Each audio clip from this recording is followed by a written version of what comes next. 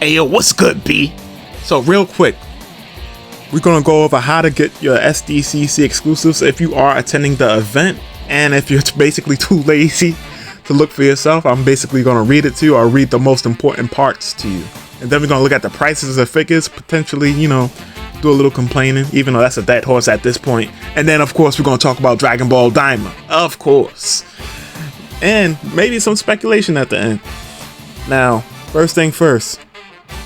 An active SDCC badge is required to receive a reservation ticket and purchase the exclusive printed badge. There may be a line when redeeming tickets, of course. Each item, this is very important right here. Each item is limited to 3 pieces per customer on preview night, which is the 24th basically. And then 2 pieces per customer on the regular convention days, which is the 25th through the 28th. They say there are a limited amount of reservation tickets. So basically all the reservation ticket does is guarantee you a spot to pick up your SDCC exclusives. So because you can technically get it without the reservation ticket. However, the reservation, like I said, guarantees you have a spot to get it. There are limited items only available at the designated date and time. However, if you have multiple tickets for different time slots, they can be submitted at the same time. No reselling of tickets, but how would they really know? You feel me?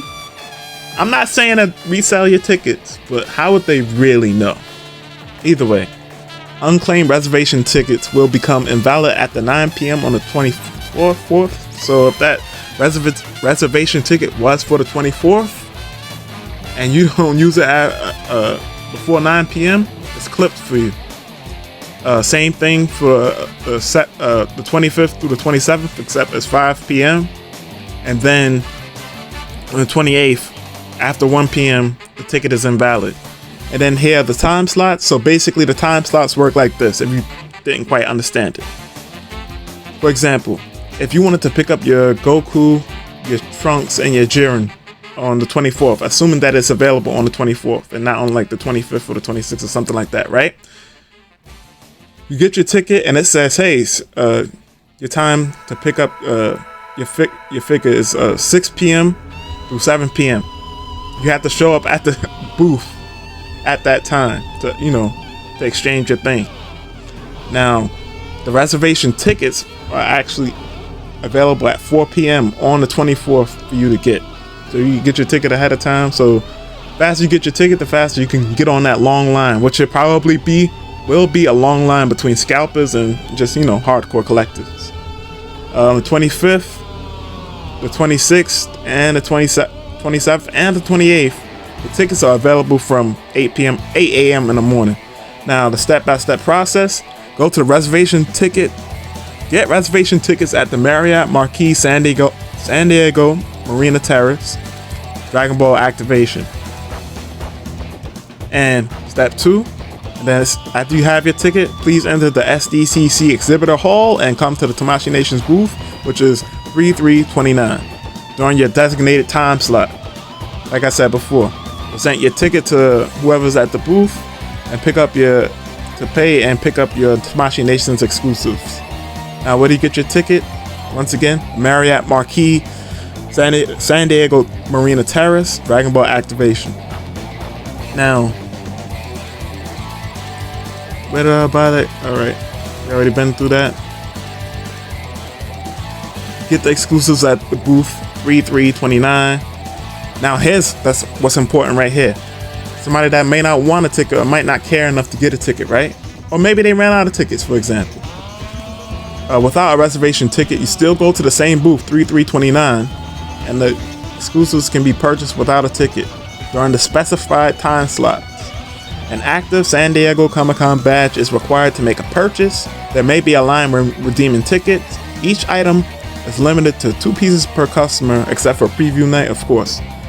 No tickets required time slots, so they all much later in the day. So on the 25th, you got it.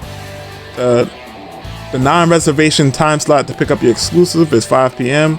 Same thing for the 26th and the 27th. And then on the 28th, it's after 1 p.m. that you can get it without a reservation ticket.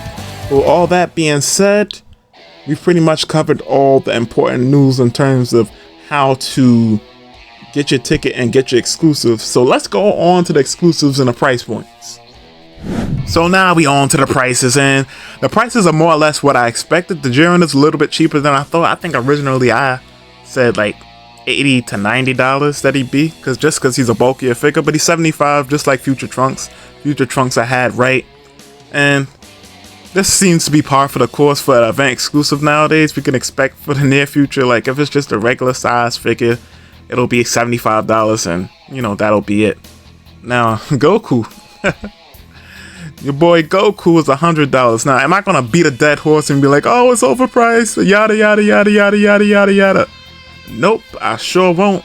I mean, I kind of will, but like, it is what it is at this point. You decide to do with your money, and if you want it, you'll get it. If you don't, then you won't. One thing I will say for sure with this Goku in particular, at the very least, if you don't want to spend the least amount of money for him, you're gonna have to get him via Premium Bandai, or if you live in a city where they have a Tamashii Nation store, like for example, I live in New York, so at the Tamashii Nation store, they'll have a limited quantity at a later date, just as they'll have a limited, they'll have it up on Premium Bandai. Now, $100, I think it's a bit steep, but I'm almost certain it's because of the Nimbus. Because when you put this in perspective, this Goku is more expensive than the 2-pack with Gohan and Goku, the event exclusive from last year, the father-son 2-pack. So it's funny. Like I said, sometimes it feels like they arbitrarily pick out prices from a hat, but I understand in this situation they probably it's really the Nimbus that's really making it cost this much, because everything else is just par for the course, right? Like a Saiyan raised on Earth Goku body mold, that's what, when it first came out, it was like $35. Gohan, I'm sure it's not gonna boost it up. It's not gonna double the price or anything close to that. So really, it's the Nimbus and the fact that it's an exclusive. But you know, like I said, it is what it is at this point in time. You either get it or you don't. That being said, let's move on to the real meat and potatoes of this video. Dragon Ball DAIMA. And here goes our reveals for SDCC. You know, this was like, I saw this coming from a mile away. Dragon Ball DAIMA figures. Of course there's gonna be Dragon Ball DAIMA figures. The anime's come out. You gotta have something from the anime to sell from the anime.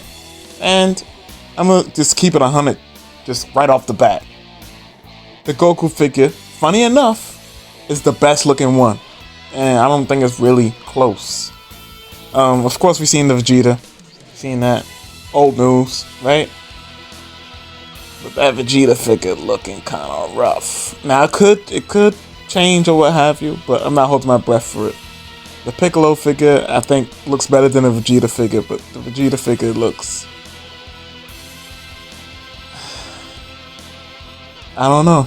Even from the little clips that I've seen of DAIMA where Vegeta's there, I don't know.